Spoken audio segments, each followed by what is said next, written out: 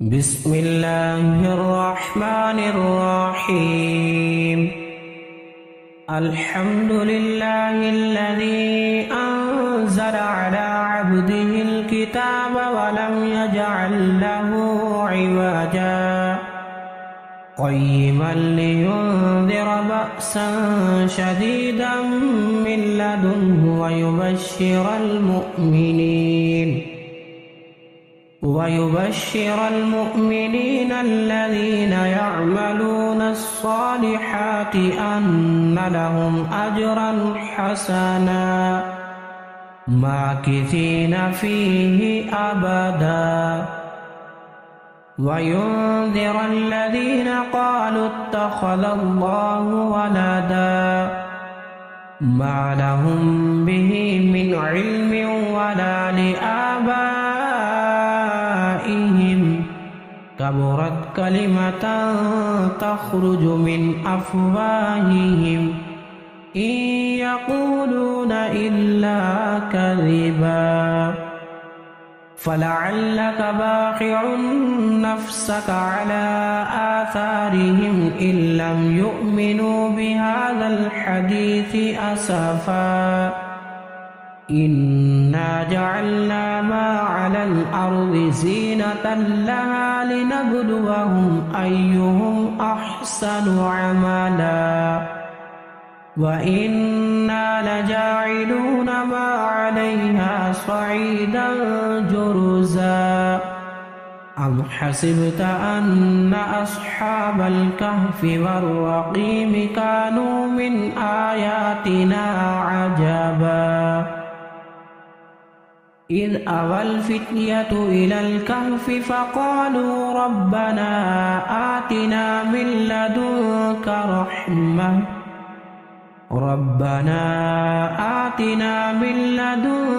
رحمة وهيئ لنا من أمرنا رشدا فضربنا على آذانهم في الكهف سنين عددا ثم بعثناهم لنعلم أي الحزبين أحصى بما لبثوا أمدا نحن نقص عليك نبأهم بالحق إنهم فتية آمنوا بربهم وزدناهم هدى وربطنا على قلوبهم إذ قاموا فقالوا ربنا رب السماوات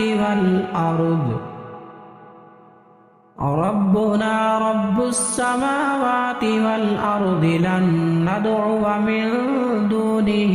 إلها لقد قلنا إذا شططا هؤلاء قومنا اتخذوا من دونه آلهة لولا يأتون عليهم بسلطان بين فمن أظلم ممن افترى على الله كذبا وإذ اعتزلتموهم وما يعبدون إلا الله فأووا إلى الكهف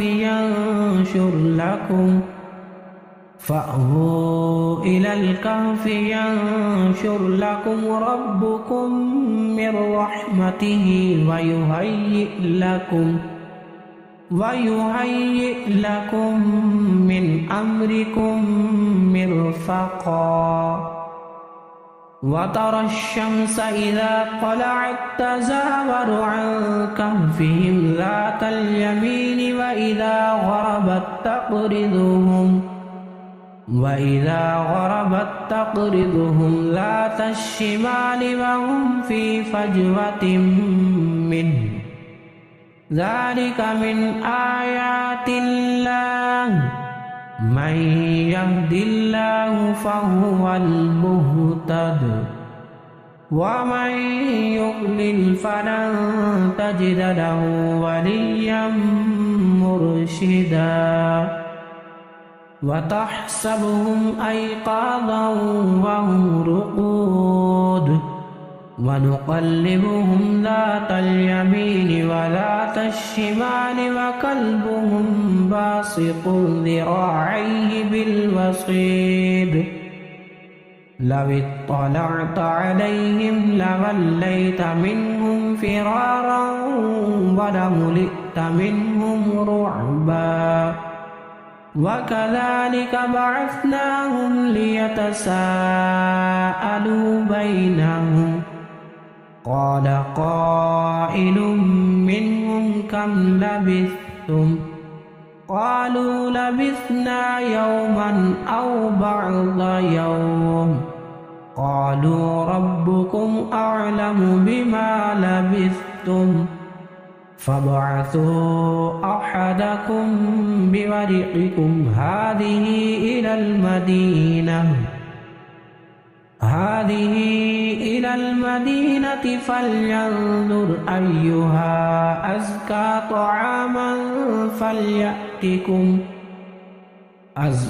طعاما فليأتكم برزق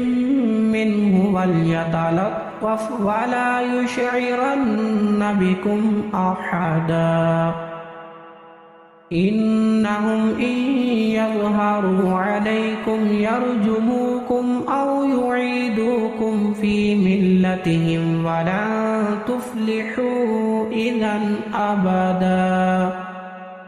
وكذلك أعثرنا عليهم ليعلموا أن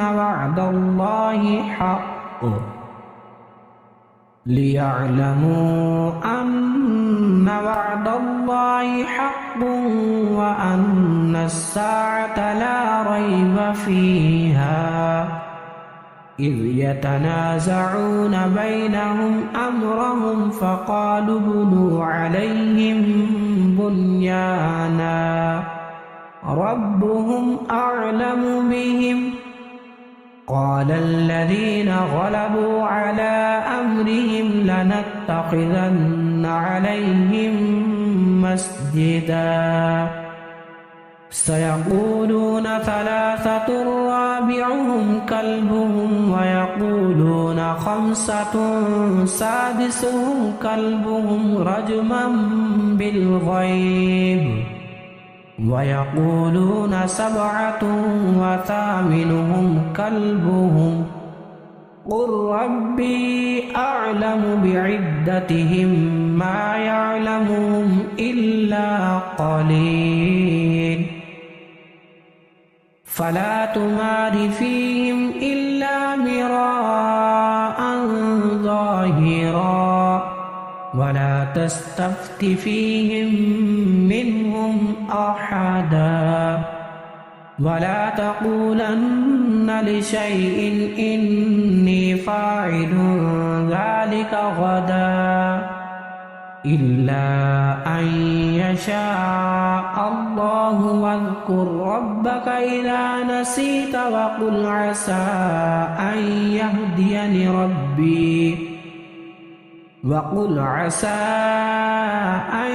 يهديني ربي لأقرب من هذا رشدا ولبثوا في كهفهم 300 سنين وازدادوا 9 قل الله أعلم بما لبثوا له غيب السماوات والأرض أبصر به وأسمع ما لهم من دونه من ولي ولا يشرك في حكمه أحدا واتل ما أوحي إليك من كتاب ربك لا مبدل لكلماته ولن تجد من دونه ملتحدا واصبر نفسك مع الذين يدعون ربهم بالغداة والعشي يريدون وجهه ولا تعد عيناك عنهم تريد زينة الحياة الدنيا ولا تطع من أغفلنا قلبه عن ذكرنا واتبع هواه وكان أمره فرطا وقل الحق من ربكم فمن شاء فليؤمن ومن شاء فليكفر إنا أعتدنا للظالمين نارا أحاط بهم سرادقها وإن يستغيثوا يغاثوا بماء كالمهل يشفي الوجوه بئس الشراب وساءت مرتفقا إن الذين آمنوا وعملوا الصالحات إنا لا نضيع أجر من أحسن عملا أولئك لهم جنات عدن تجري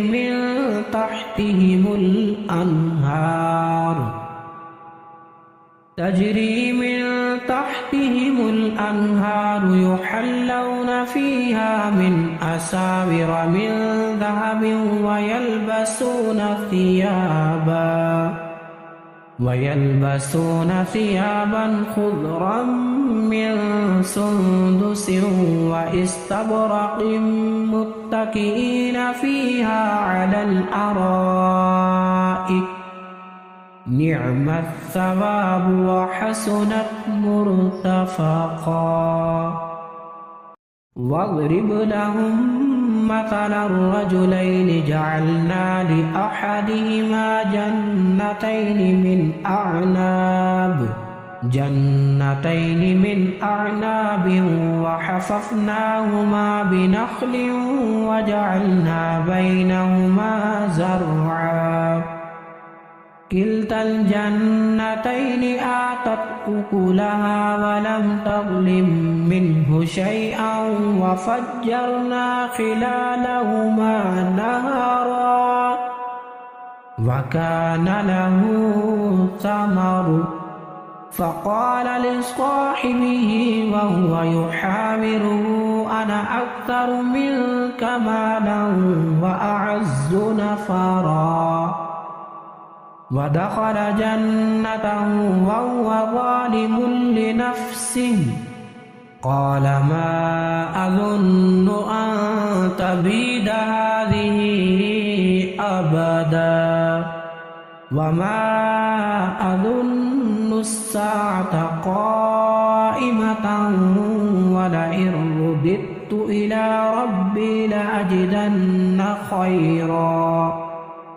لأجدن خيرا منها منقلبا قال له صاحبه وهو يحاوره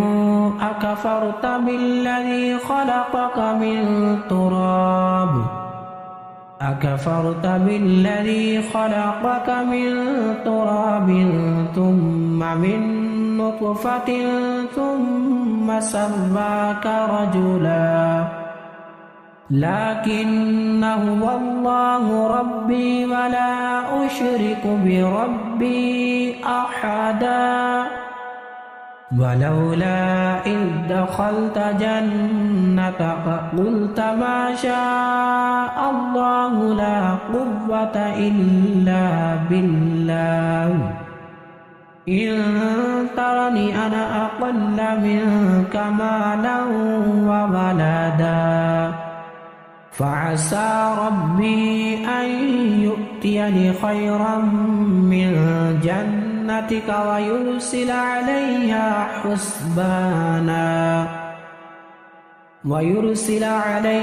حسبانا من السماء فتصبح صعيدا زلقا أو يصبح ماؤها غورا فلن تستطيع له طلبا وأحيط بثمره فأصبح يقلب كفيه على ما أنفق فيها وهي خاوية على عروشها ويقول يا ليتني لم أشرك بربي أحدا ولم تكن له فئة ينصرونه من دون الله وما كان منتصرا هنالك الولاية لله الحق هو خير ثوابا وخير عقبا واضرب لهم مثل الحياة الدنيا كماء إن أنزلناه من السماء فاختلط به نبات الأرض فأصبح هشيما تذروه الرياح وكان الله على كل شيء مقتدرا المال والبنون زينة الحياة الدنيا والباقيات الصالحات خير عند ربك ثوابا وخير أملا ويوم نسير الجبال وترى الأرض بارزة وحشرناهم فلم نغادر منهم أحدا وعرضوا على ربك صفا لقد جئتمونا كما خلقناكم أول مرة بل زعمتم أن لن نجعل لكم موعدا ووضع الكتاب فترى المجرمين مشفقين مما فيه ويقولون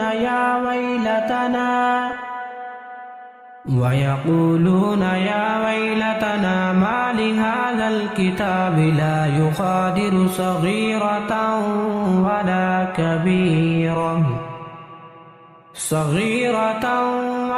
كبيرة إلا أحصاها ووجدوا ما عملوا حاضرا ولا يظلم ربك أحدا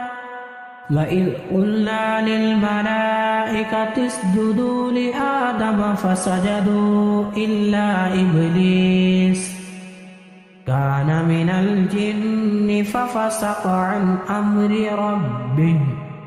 أفتتخذونه وذريته أولياء من دوني وهم لكم عدو بئس للظالمين بدلا ما أشهدتم خلق السماوات والأرض ولا خلق أنفسهم وما كنت متخذ المضلين عضدا ويوم يقول نادوا شركائي الذين زعمتم فدعوهم فلم يستجيبوا لهم وجعلنا بينهم موبقا ورأى المجرمون النار فظنوا أنهم مواقعوها ولم يجدوا عنها مصرفا ولقد صرفنا في هذا القرآن للناس من كل مثل وكان الإنسان أكثر شيء جدلا وما منع الناس أن يؤمنوا إذ جاءهم الهدى ويستغفروا ربهم إلا أن تأتيهم سنة الأولين أو يأتيهم العذاب قبلا وما نرسل المرسلين إلا مبشرين ومنذرين ويجادل الذين كفروا بالباطل ليدحضوا به الحق واتخذوا آياتي وما أنذروا هزوا ومن أظلم ممن ذكر بآيات ربه فأعرض عنها ونسي ما قدمت يداه إنا جعلنا على قلوبهم أكنة أن يفقهوا وفي آذانهم وقرا وإن تدعوهم إلى الهدى فلن يهتدوا إذا أبدا وربك الغفور ذو الرحمة لو يؤاخذهم بما كسبوا لعجل لهم العذاب بل لهم موعد لن يجدوا من دونه موئلا وتلك القرى أهلكناهم لما ظلموا وجعلنا لمهلكهم موعدا وإذ قال موسى لفتاه لا أبرح حتى أبلغ مجمع البحرين أو أمضي حقبا فلما بلغ مجمع بينهما نسيا حوتهما فاتخذ سبيله في البحر سربا فلما جاوزا قال لفتاه آتنا غداءنا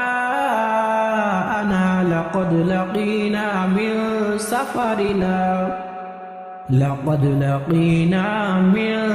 سفرنا هذا نصبا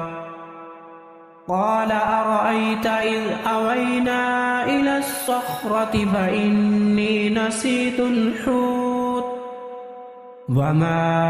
أنسانيه إلا الشيطان أن أذكره واتخذ سبيله في البحر عجبا قال ذلك ما كنا نبغي فارتدا على آثارهما قصصا فوجدا عبدا من عبادنا آتيناه رحمة من عندنا وعلمناه من لدنا علما قال له موسى هل أتبعك على أن تعلمني مما علمت رشدا قال إنك لن تستطيع معي صبرا وكيف تصبر على ما لم تحط به خبرا قال ستجدني إن شاء الله صابرا ولا أعصي لك أمرا قال فإن اتبعتني فلا تسألني عن شيء حتى أحدث لك منه ذكرا فانطلقا حتى إذا ركبا في السفينة خرقها قال أخرقتها لتغرق أهلها لقد جئت شيئا إمرا قال ألم أقل إنك لن تستطيع معي صبرا قال لا تؤاخذني بما نسيت ولا ترهقني من أمري عسرا فانطلقا حتى إذا لقيا غلاما فقتله قال أقتلت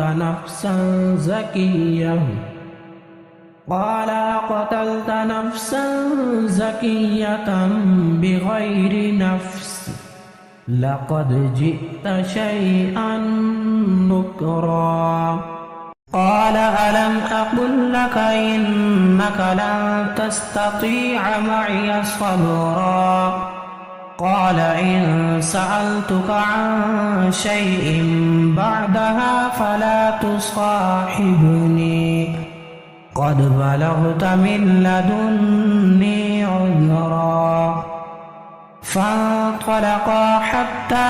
إذا أتيا أهل قرية استطعما أهلها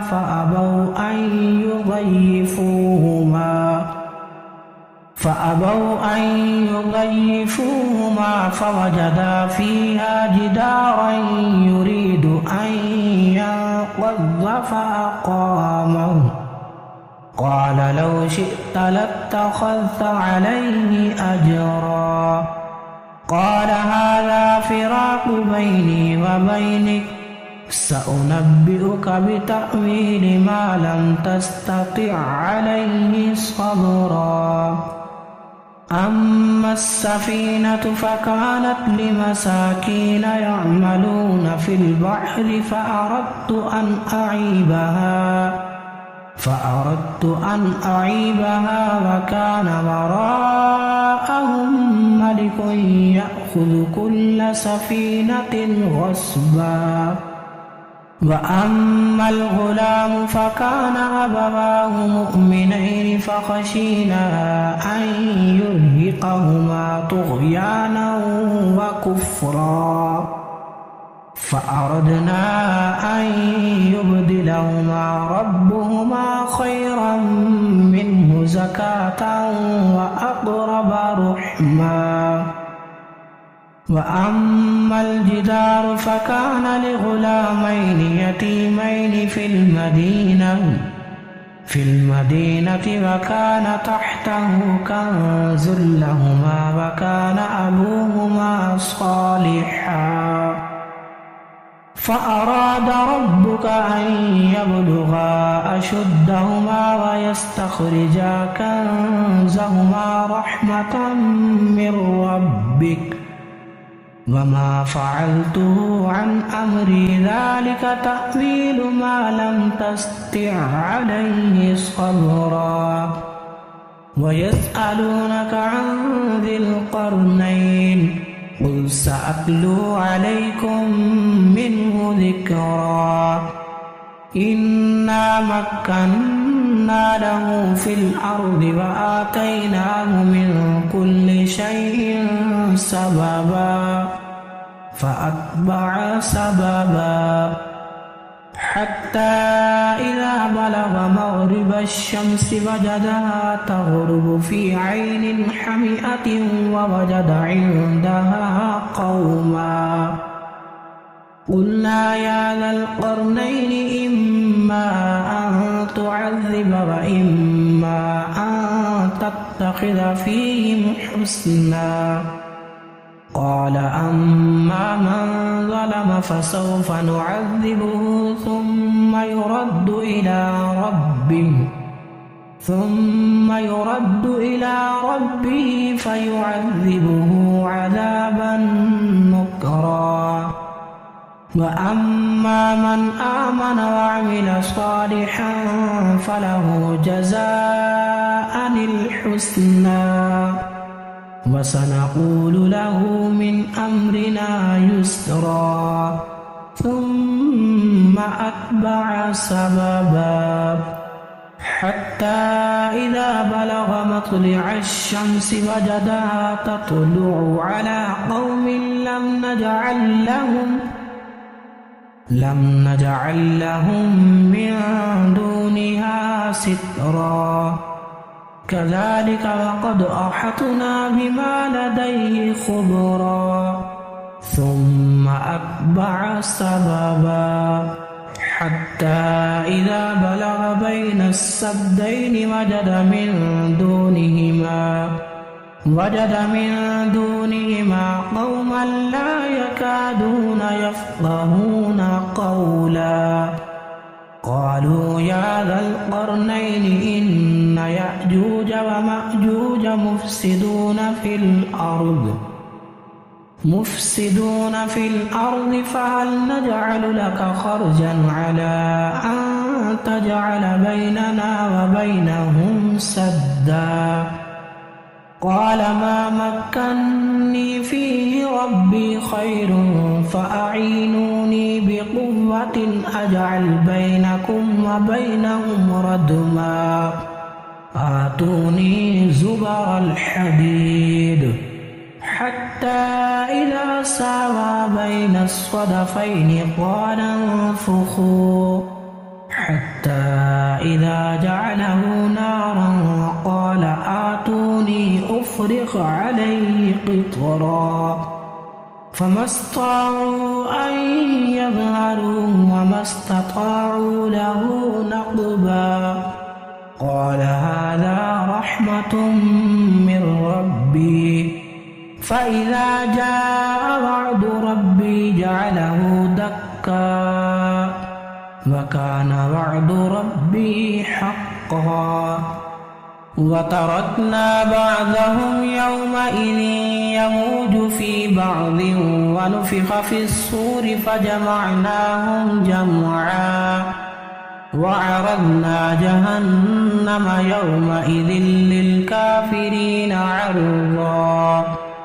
الذين كانت أعينهم في غطاء عن ذكري وكانوا لا يستطيعون سمعا أفحسب الذين كفروا أن يتخذوا عبادي من دوني أولياء إنا أعتدنا جهنم للكافرين نزلا قل هل ننبئكم بالأخسرين أعمالا الذين ضل سعيهم في الحياة الدنيا وهم يحسبون أنهم يحسنون صنعا أولئك الذين كفروا بآيات ربهم ولقائه فحبطت أعمالهم فلا نقيم لهم يوم القيامة وزنا ذلك جزاؤهم جهنم بما كفروا واتخذوا آياتي ورسلي هزوا إن الذين آمنوا وعملوا الصالحات كانت لهم جنات الفردوس نزلا خالدين فيها لا يبغون عنها حولا قل لو كان البحر مدادا لكلمات ربي لنفد البحر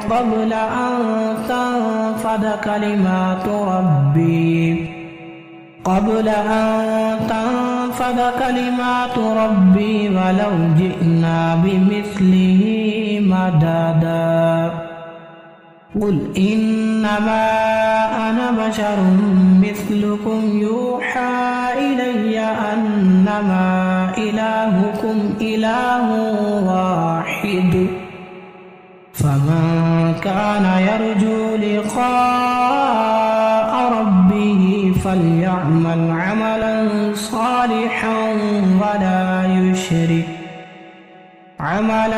صالحا ولا يشرك بعبادة ربه